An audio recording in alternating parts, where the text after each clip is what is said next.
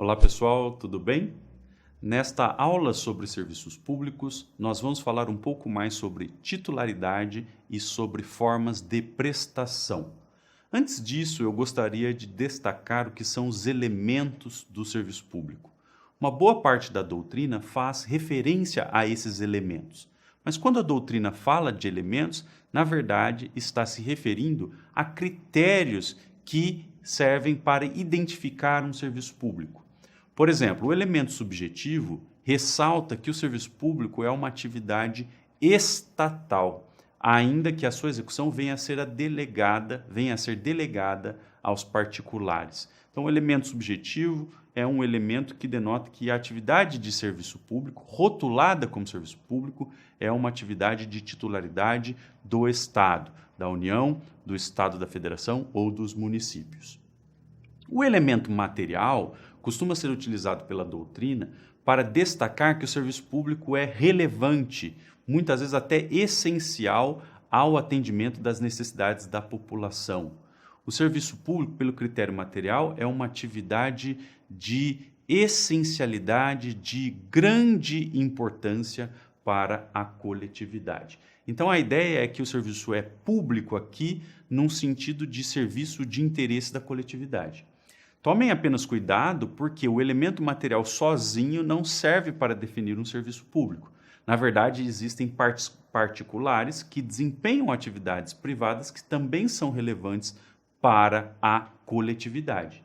E, além disso, como o serviço público é um serviço rotulado como tal por escolha do legislador, é bastante comum também que algumas atividades que ainda sejam chamadas de serviço público não sejam mais tão relevantes assim para a vida social. Então, o elemento material sozinho não pode ser usado para a definição.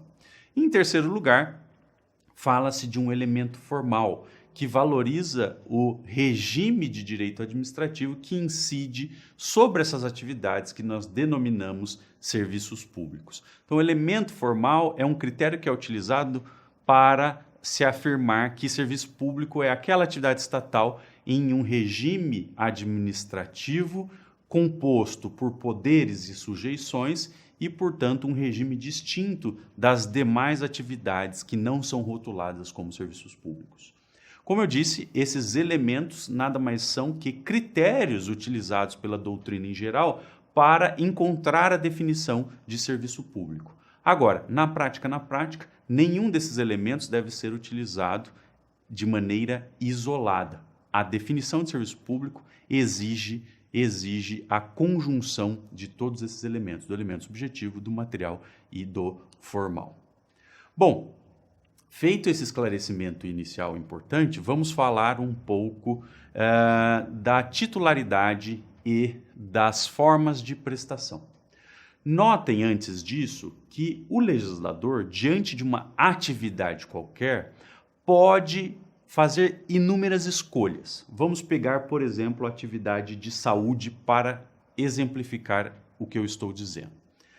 O legislador, diante da atividade de saúde, por exemplo, atividade de tratamento de doenças, atividades terapêuticas em geral, atividades de prevenção de enfermidades e assim por diante, ou atividades laboratoriais, não é? Várias atividades que compõem a saúde, o serviço de saúde, podem, de acordo com uma opção do legislador, ser rotuladas como atividade econômica aberta à concorrência, podem ser rotuladas como uma atividade econômica monopolizada pelo Estado, podem ser rotuladas como serviço público e atividade econômica ao mesmo tempo, ou podem ser rotuladas como serviço público sob titularidade exclusiva ou monopolizada do Estado. Então, notem bem, esqueçam o direito brasileiro, esqueçam a Constituição, pensem em termos mais genéricos. O que eu estou dizendo é que uma mesma atividade, saúde, cultura, esporte, educação, geração de energia, assim por diante, pode ser rotulada pelo Estado de diferentes maneiras diante do ordenamento jurídico. Em um certo país, o legislador pode entender que saúde é atividade econômica aberta à concorrência. Em outro país, como no Brasil, o legislador pode entender que saúde é serviço público quando prestada pelo Estado, mas, ao mesmo tempo, a saúde pode ser objeto de atuação de particulares no mercado, que é a chamada saúde suplementar. Então, vejam, nós temos o SUS, que é a saúde como serviço público, mas além disso nós temos particulares que têm suas clínicas privadas, seus laboratórios privados, e aí a saúde, portanto, é atividade econômica.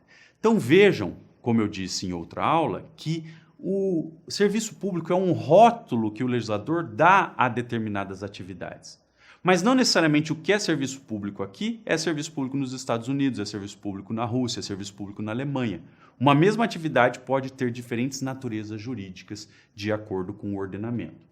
Então, do ponto de vista teórico abstrato, uma atividade pode ser atividade econômica aberta à concorrência, pode ser atividade econômica monopolizada pelo Estado, pode ser serviço público e, ao mesmo tempo, atividade econômica, aquilo que acontece com a saúde no Brasil e também com a educação no Brasil, quando prestada pelo Estado é serviço público e quando exercida pelos particulares é atividade econômica, e pode ser que uma determinada atividade seja retirada do mercado e colocada apenas no regime de serviço público. Por exemplo, geração de energia, em regra, é uma atividade considerada serviço público sob titularidade monopolizada do Estado. Tá bom? Então essas são as possibilidades teóricas que todo legislador tem, não apenas aqui no Brasil, de maneira geral, tá certo? Vejam, daí nós podemos responder uma pergunta interessante. A atividade que é colocada sob o rótulo de serviço público é sempre uma atividade monopolizada? Tomem cuidado. Como eu disse para vocês, não necessariamente a atividade que é considerada serviço público é uma atividade que está apenas nas mãos do Estado. Por exemplo, saúde. Saúde pública é de titularidade do Estado. No entanto, há várias atividades de saúde que podem ser exercidas pelos particulares. Então, embora a saúde seja serviço público, não se trata de uma atividade completamente monopolizada pelo Estado. Então, vejam que as atividades de saúde são atividades simultaneamente abertas à ação dos agentes de mercado, como atividade econômica, portanto, e também são serviço público dentro do SUS, que é um sistema estatal. Isso se vê também na educação, isso se vê na cultura. Há vários campos, principalmente o dos serviços públicos sociais, em que o serviço público não constitui uma atividade monopolizada pelo Estado. Bom, apesar disso, o fato é que toda vez que nós falamos que há um serviço público, nós estamos querendo dizer que uma certa atividade é de titularidade do Estado, ainda que não seja monopolizada por ele. Então, aquela atividade chamada serviço público é uma atividade de titularidade do Estado, da União, do Estado ou do município, ainda que não seja monopolizada por esses entes políticos. Vejam, porém, que o fato de a atividade ser titularizada pelo ente político não significa que ela será obrigatoriamente prestada, exercida, executada, desempenhada por aquele ente político. Vejam o que diz o artigo 175 da Constituição. Incumbe ao poder público, na forma da lei, diretamente ou sob regime de concessão ou permissão, sempre através de licitação, a prestação de serviços públicos. Então vejam, incumbe ao poder público diretamente pelos seus próprios entes ou sob regime de concessão ou permissão, ou seja, por meio de delegatários, por meio de pessoas que agem como delegatários do Estado, com base numa relação em regra contratual, o serviço poderá ser executado indiretamente. O Estado continua sendo o titular do serviço, mas na execução direta, o serviço é executado por delegatários, por entes diferentes do titular, com base em um contrato e, em algumas situações excepcionais, até mesmo com base em um ato de autorização de serviço público, por exemplo. Tá bom? Então, vamos pensar no seguinte, ensino público universitário. Não é? Ensino público universitário, muitas vezes, é desempenhado por autarquias, por pessoas jurídicas de direito público interno, criadas pelos estados da federação ou pela União. Então, aí nós temos prestação direta.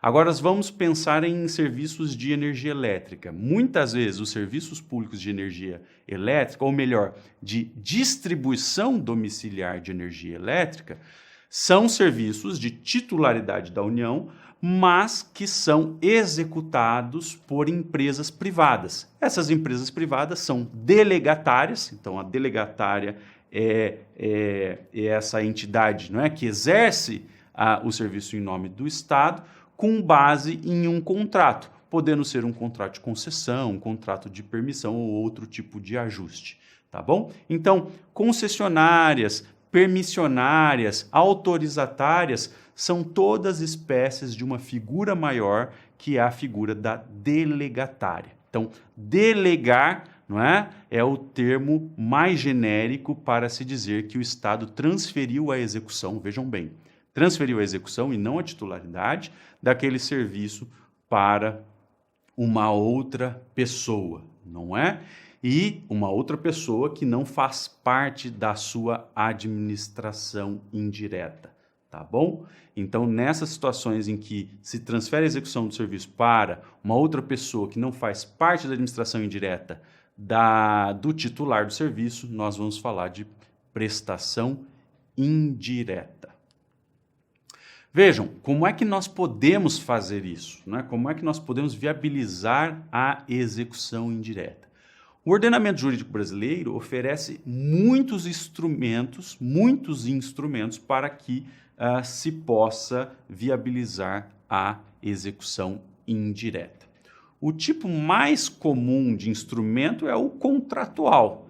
Então, para isso, nós temos, por exemplo, o contrato de concessão comum, o contrato de parceria público-privada, que tem duas modalidades: parceria público-privada administrativa, em que o Estado assume todo o custeio daquele serviço que foi delegado, ou parceria público-privada patrocinada, em que aquele serviço é custeado por tarifas pagas pelo usuário, ao mesmo tempo somadas a uma contraprestação do titular do serviço. Então vejam, nós temos a concessão comum, em que em regra o serviço é todo custeado pela tarifa, a PPP administrativa, que em regra o serviço é completamente custeado pelo titular, e a PPP patrocinada, em que em regra, não é, a contraprestação do titular se soma à tarifa paga pelo usuário.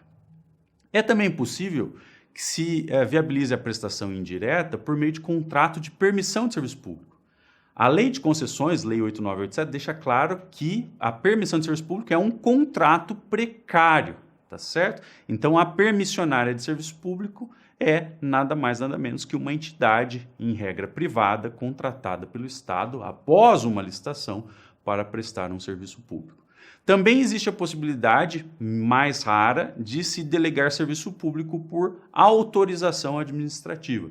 Isso é mais frequente para delegações de curto prazo ou para situações emergenciais. Então vamos pensar que lá num feriado haja muita demanda por serviço de transporte intermunicipal, então o Estado aí não vai fazer uma nova licitação para celebrar um contrato de concessão de 30 anos ou um contrato de permissão. O Estado pode praticar um ato de autorização para resolver aquele problema de demanda específica num determinado feriado pelo serviço de transporte. E existem também no ordenamento jurídico brasileiro vários outros ajustes de delegação, muitas vezes disfarçados, muitas vezes sem receber o nome, sem obedecer o regime jurídico das concessões. Vou dar um exemplo aqui, que para mim é bastante claro, que é o dos contratos de gestão que a administração pública firma com organizações sociais. Muitas vezes os contratos de gestão com organizações sociais são estudados no âmbito da política de fomento estatal ao terceiro setor. Mas se nós pensarmos, na verdade, por meio desses contratos de gestão, o Estado transfere completamente serviços públicos, como serviços públicos de saúde ou serviços culturais, não é? Serviços públicos culturais, como os de museus, para essas entidades, essas organizações sociais, que são entidades privadas do terceiro setor, e essas entidades passam a gerir todo aquele serviço recebendo a remuneração, em regra, do ente público. Então vejam que esses ajustes, como os contratos de gestão com as organizações sociais, são claramente formas de delegação de serviços públicos, tá bom? Eu deixei aqui nesse último slide um quadro resumo bastante interessante para que se visualize, né? Aquele cenário de possibilidades que eu dei ao início da aula. Então, nós podemos ter atividades que são rotuladas como serviços públicos e monopolizadas pelo Estado, ou seja, são atividades que recebem esse rótulo de serviço público e, ao mesmo tempo, são retiradas do mercado, não podem ser desempenhadas como atividade econômica. Nós temos, além disso, atividades que são rotuladas como serviço público e, ao mesmo tempo, são consideradas atividades econômicas quando prestadas pelos particulares, e nós temos as atividades econômicas em geral, que não são rotuladas como serviços públicos. Nesse caso, a regra é que os próprios particulares cuidem da atividade econômica, mas, como nós sabemos, a Constituição também permite que o Estado intervenha na economia, por exemplo, criando empresas estatais que desempenham aquela atividade econômica. Mas notem bem, essa empresa estatal que entra na economia com base no artigo 173 da Constituição para desempenhar atividade econômica, não está naturalmente exercendo serviço público. Portanto, não confundam, tá bom? Não confundam.